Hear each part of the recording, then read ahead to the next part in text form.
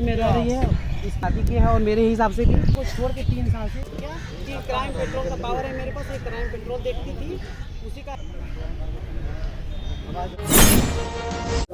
इस वक्त पूरे भारत में एक बहुत बड़ी समस्या चल रही है, जिसमें कि पत्नियों ज्यादा पतियों को बहुत बुरी तरीके से पीड़ित किया जा रहा है और खासकर वो अपने दूसरे साथियों के साथ रंगरेलियां मना रही हैं और अपने पति के ऊपर फर्जी मुकदमे दर्ज करा रही है। इसी सिलसिले में आइए एक बेटे की माँ से बात करते हैं। बताइए क्या नाम है आपका? हमारा नाम उर्मिला सिंह भैया, लड़का के नाम नितेश सिंह। तो 5 साल हो गए भैया। लड़की के पिता जो हैं सरकारी जॉब करते हैं, वो रिटायर हो गए भैया। अभी कह रहे थे 2 लड़कियां हैं उनके, तो जब शादी करने गए भैया तब ये वो लड़का मेरा ITI कर रहा था, विकलांग है भैया। तो कह रहे थे अगर लड़का नहीं करेगा तो 10,000 रुपया मैं महीना दूंगा। और जो शादी कराने गए थे उन्होंने भी कहा हाँ हम दे लाएंगे। अब वीडियो होता भैया कोर्ट में प्रवेश कर देते।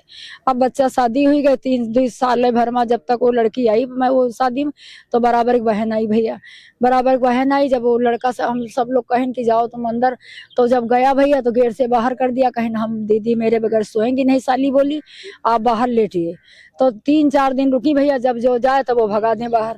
और दोबारा आई भैया, 2 साथ में बहन आई, यही करिश्मा करके पता नहीं कोर्ट में मुकदमा करना था, क्या रीजन था भैया, यही करके लड़का केवल भौरी गुनाहगार हुआ भैया। कोई पत्नी से बोला तक नहीं, कोई न बात न पत्नी बोली न वो पता नहीं। फिर यहाँ से गए भैया, जेवर सब ले लिया, 5-6 लाख लड़की को ले लिया। कहीं पैर वैर छूने कोई जरूरत नहीं, पिता बोले चलो अब मैं इनको हम ठीक करता हूँ, इनको समझाता हूँ। पैर पटकिन जमीन, कहीं मैं इनको एडजस्ट करता हूँ इनकी बुद्धि। फिर बोले नहीं, हमारे पति तब जिंदा थे, अब भैया नहीं, इसी टेंशन चले गए। फिर भैया क्या कहते हैं, यहाँ से जाके मुकदमा बेटा कोर्ट में कर दिया। फिर भैया वहाँ जाते हैं, जज बोलता है कि खर्चा दो। अब वहाँ फैमिली कोर्ट में खर्चा, जमानत बाहर से करवा लिया, फिर फैमिली कोर्ट कर दिया भैया खर्चे का। वहाँ जाते हैं भैया, जज बोलते हैं कि इनको खर्चा दो, नहीं लड़का तुम जेल जाओगी। अब भैया हम कहें लड़का विकलांग है, खर्चा हम कहाँ से देंगे? जज साहब ने ये आदेश किया कि आपको इनको मेंटेनेंस देना पड़ेगा। मेंटेनेंस देना पड़ेगा। तो भैया हमने कहा खर्चा भी, लड़का विकलांग है भैया, सर्टिफिकेट भी लगा, तो कहे उनका खर्चा भैया कहाँ से देंगे?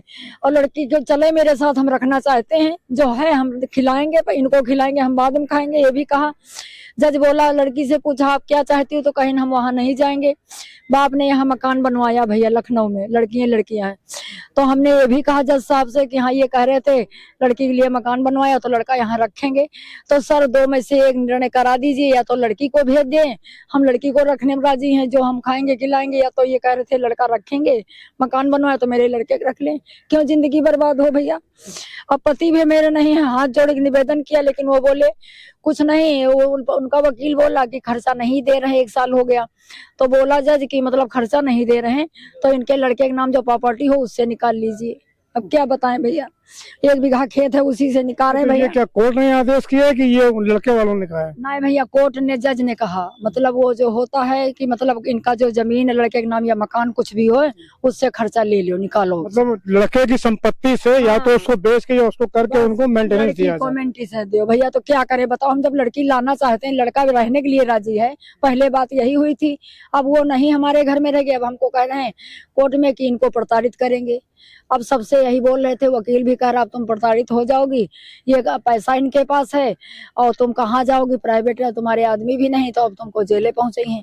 तो भैया हम रो रहे हैं बुढ़ापे में, अब क्या करें। देखिए ये एक तरह से खुल्लम खुल्ला वसूली का धंधा है, उनको चाहिए पैसा लड़की वालों को, और वो जबरदस्ती इनके पीछे वो कर रहे हैं। आइए इस सिलसिले में और भी बात करते हैं। ये नाम बताइए। मैं डॉक्टर एस मौर्य, भारतीय परिवार कल्याण समिति राष्ट्रीय अध्यक्ष।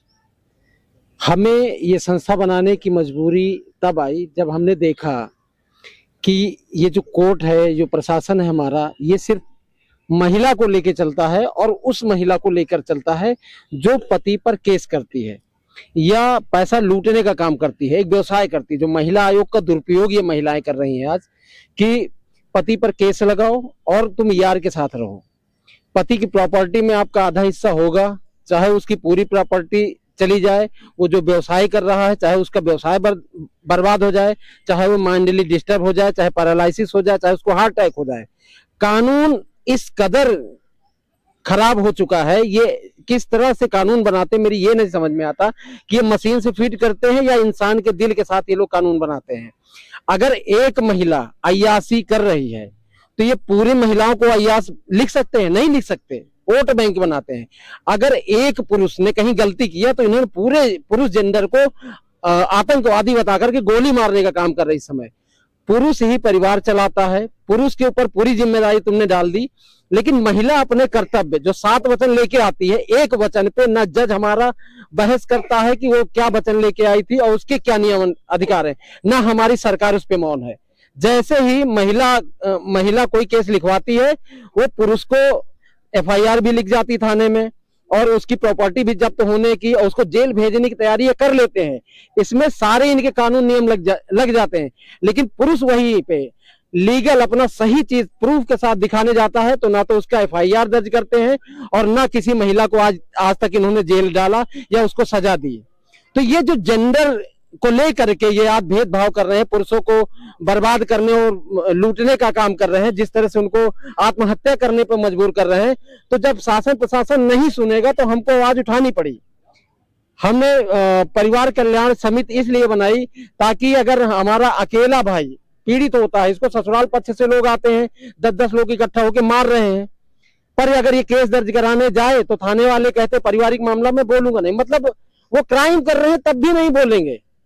जब ये नौबत हमने देखा तब हमने संस्था बनाई कि अगर आप नहीं बोलोगे तो जब हम 10-20 लोग लेकर के जब न्याय करने पहुंचेंगे तो आप फिर बीच में मत आइएगा।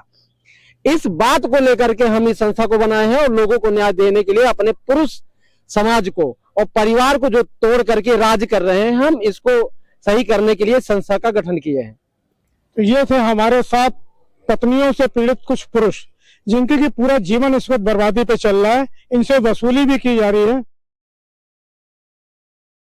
और आज मैं सबके बीच आया हूँ और जैसा भी आपने कहा पत्नी से प्रताड़ित, एक्चुअल में पत्नी से प्रताड़ित नहीं है, पत्नी को संरक्षण दे के जो बैठी है सिस्टम। अगर पत्नी कुछ गलत करती है तो हम थाने जाएं, कुछ लिखवाएं तो उस पर कार्रवाई हो, तो पत्नी प्रताड़ना नहीं है।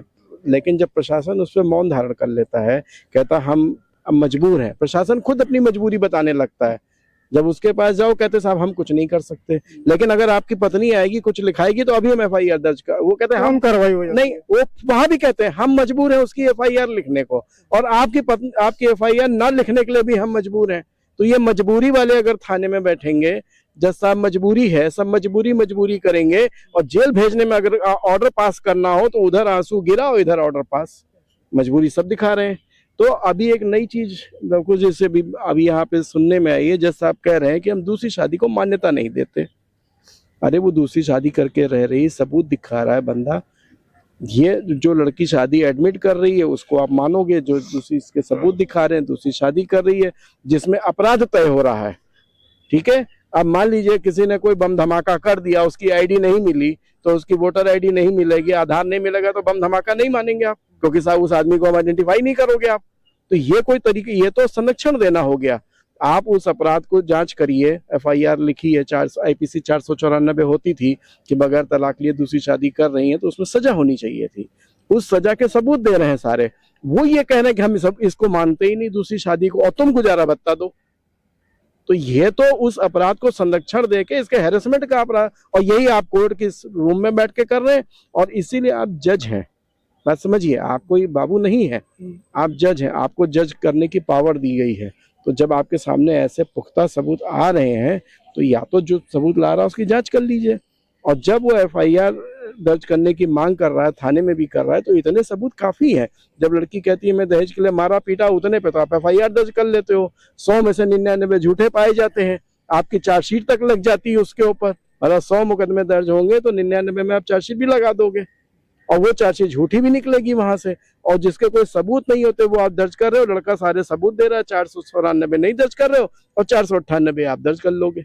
तो जब इस तरह से जब प्रशासन मौन रखेगा तो फिर या तो अपराधी बन जाएंगे, मार डाले, और या वो इनको मार दे। आजकल देख ही रहे, कोई पहाड़ से ढकेल रहा है, कोई कहीं ढकेले दे रहा है, कोई ड्रम में, ये सब समझ लीजिए ड्रम में नहीं पैक हुए हैं, अभी ज्यादा जिद करें, पत्नी को लाने की जिद करें, ड्रम में पैक कर दिए जाएंगे। तो ये जो अपराध को ये बढ़ावा कहाँ से मिल रहा है? सिर्फ प्रशासन जब महिलावादी हो गया है। कानून बनना चाहिए था गुण और दोष, सही और गलत में अंतर करने के लिए। सबसे अच्छा उदाहरण घरेलू हिंसा कानून, उसको बनाया जाना चाहिए था अपराध के आधार पे। इन्होंने क्या किया, जैसे आपको कहते हैं ना, दोषी इधर गए और आपके निर्दोष इधर आए। इन्होंने कहा सर बीच में लाइन खींच दो, पुरुष उधर सारे अपराधी, इधर सारी महिला निर्दोष। तो इन्होंने ये काम तो बाबू भी कर लेगा, क्या जरूरत है? पूछो भैया तुम पुरुष हो, जाओ फांसी चढ़ जाओ, तुम महिला हो, तुम निर्दोष हो। इसके लिए जज की क्या जरूरत है? इसके लिए इतनी बड़ी मशीनरी क्या जरूरत है? जब आपका कानूनी बायस्ड है तो सुनने की जरूरत ही नहीं है। बस एक चीज स्वीकार कर लो, तुमने शादी करी है, जाओ पैसा दो। इसके लिए जज की क्या जरूरत है? इतने बड़े प्रशासन की क्या जरूरत है सुनने की? फिर तो एक अजब सा ड्रामा चल रहा है। तो ये थे हमारे साथ पीड़ित लोग। बहुत से लोगों से हमारी बात हुई, इसमें सबका यही कहना है कि सरकार जो है इसमें औरतों को प्रोत्साहित कर रही है, उनको संरक्षण दे रही है, और पुरुषों को कोई भी न्याय नहीं मिल रहा, ना थाने से मिल रहा है, ना जजों से उनको न्याय मिल रहा है। जज भी उनसे कहते हैं कि हम दूसरी शादी मान्य नहीं करते हैं। तो आखिर ये पीड़ित पुरुष जाएं तो कहाँ जाएं? यही सवाल है आज पूरे भारत में और भारत के सिस्टम से, जुडिशरी सिस्टम से। मैं नीरज कुमार, प्राइम भारत, लखनऊ।